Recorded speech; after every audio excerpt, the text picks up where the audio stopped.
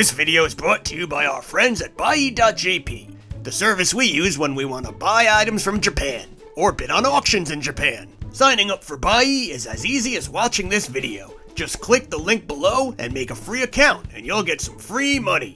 Plus, it helps the channel. Signing up for Buy takes seconds, and you get 2,000 yen of free shopping money, which can get you more than you think. Even if you're not buying, it's just so fun to window shop. Every day feels like a convention. Thank you, Buy, for sponsoring this video.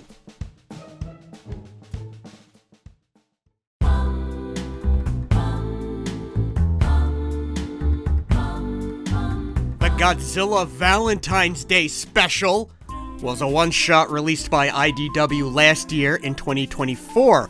Now, what makes this comic a Valentine's Day special? I don't know. I seriously don't know. It tells a story that spans years, so it's not like this takes place on Valentine's Day or is remotely themed for the holiday. You don't see Godzilla attacking a Valentine's Day party or a parade or anything like that.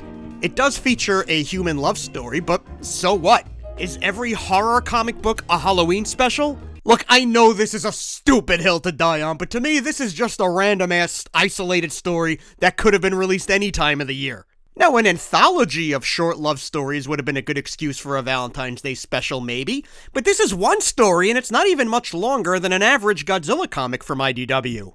I'm only doing this video because it's Valentine's Day, but this comic is giving me nothing to work with besides the word Valentine's Day on the cover. It would have been just as relevant if it was called the Godzilla Groundhog's Day Special. Alright, now that that's out of the way, this comic was written by Zoe Tennell, with art by Sebastian Pires.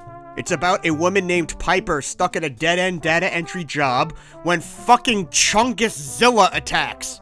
That's a thick boy right there. For like a brief moment, Piper is wowed by the presence of Godzilla, but then she's immediately crushed by debris. The end. Nah, she's okay. And after she loses her job, she decides to go into kaiju behavior and positioning studies. I don't know, this seemed like a jump here. We jump ahead a year and Piper is suddenly resourceful, fearless. It was not the little adorkable Piper in the prologue, and the prologue didn't show how she turned into this new Piper through her experience with Godzilla. Like, alright, if the prologue had her pushing out of her comfort zone for the very first time, take a risk to get a closer look of Godzilla maybe, outmaneuvering him and getting a rush from it, then this kaiju hunting job would be the logical progression, because we would see the birth of her adrenaline rush and interest in it. But instead, the prologue doesn't reveal a whole lot of useful information about her. Like, it mentions her education, but this would have been a great spot to hint at what kind of education, to maybe explain how she's so constantly resourceful, especially later in the story. It just feels like she goes from one personality to a complete different one, and the time jump in between is where all the character development takes place. Because I don't think this one quick moment of being in awe of Godzilla is enough to explain this entire shift in her persona. But that's just me. Look, I like this comic. It's not lost on me that I've opened with 2 consecutive rants. While studying Godzilla and Anguirus, Piper is saved by Lieutenant Suavetier? Did I say that right? Of the Earth Defense Force. Piper is told to leave, but she refuses. This is the status quo as the years go on.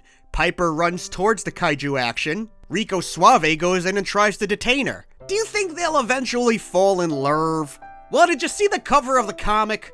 I'm not faulting the comic for spoiling that this is a love story, but I actually do think this story would have worked better if them falling in love were a surprise. Anyway, there comes to a point where Suave is injured and Piper saves her, and they finally get to talking, and Suave confesses a personal interest in Piper and offers her a job at the EDF. Piper refuses, stating that the Earth Defense Force has been historically doing more harm than good. She says there needs to be organization more on focusing and studying kaiju patterns and behavior, instead of just fighting them all the time. This is the best part of the comic. I felt super engaged in this conversation because I really wanted to see how these 2 opposing perspectives would find common ground and then eventually fall for each other. Nope, the story's over. It just kind of blasts ahead 3 years where the 2 women are now married and running that dream organization that Piper literally just described in the previous pages. And this is the second time it felt like this story skipped over some major character developments. I think that's just the problem, though. This is a big story. It covers a lot of time, and it explores some really complicated feelings. But the story has to be compressed to fit into this one-shot issue. And I feel the compression, personally. Alright, now that all that's out of the way, I do like the story. I think there's something here.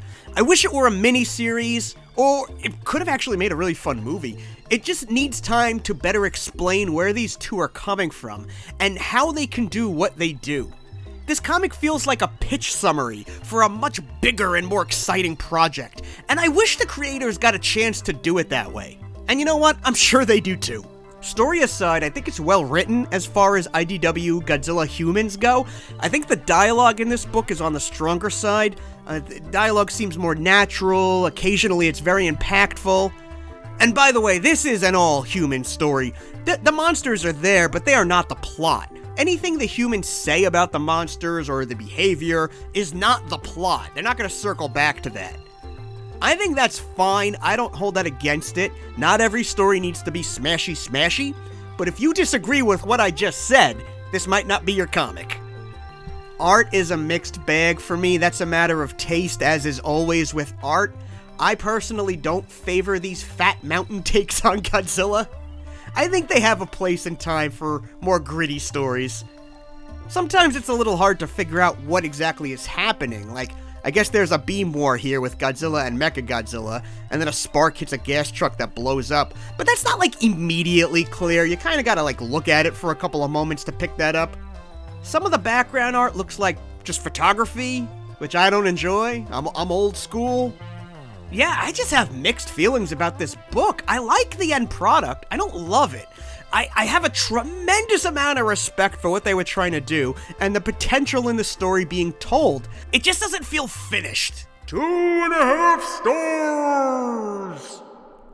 I wish the prologue were a little different. I wish they had at least 10 more pages to tell the story. I prefer some different art styles. All just opinion, and nothing meant to disrespect the hard work of the creative team. Well, I guess there's only one thing left to say about Valentine's Day. Folk love! Also, ladies, I'm single if there's any takers or any kind of interest in what I have to offer.